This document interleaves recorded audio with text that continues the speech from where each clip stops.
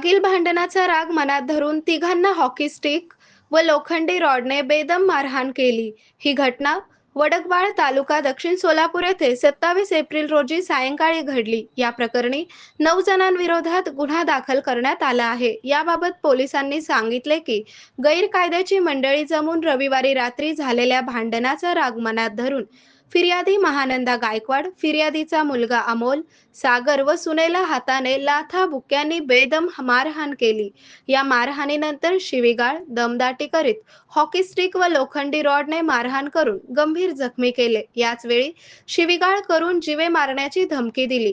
महानंदा कटप्पा गायकवाड वय 55 राहणार वडकबाळ तालुका दक्षिण सोलापूर यांनी दिलेल्या फिर्यादीनुसार प्रेमा सोनप्पा वाघमारे वय 29, कीर्ती सोनप्पा वाघमारे वय 24, भारती वाघमारे वय 28, काजल वाघमारे वय 28, भौरम्मा वाघमारे वय 26, पिरप्पा सोनप्पा वाघमारे वय 35, कार्याप्पा सोनप्पा वाघमारे वय 35, सोनप्पा वाघमारे वय 30 व मोहन वाघमारे वय 30 या 9 जणांविरोधात मंद्रुप पोलीस ठाण्यात गुन्हा दाखल करण्यात आला आहे। या घटनेची नोंद मंद्रुप पोलीस ठाण्यात झाली असून पुढील तपास पोलीस उपनिरीक्षक काशीद करीत आहेत। आरोग्य म्हणजे केवळ औषध नाही, तर निसर्गाच्या योग्य उपचारांनी मिळणारी खरी आरामदायक अनुभूती।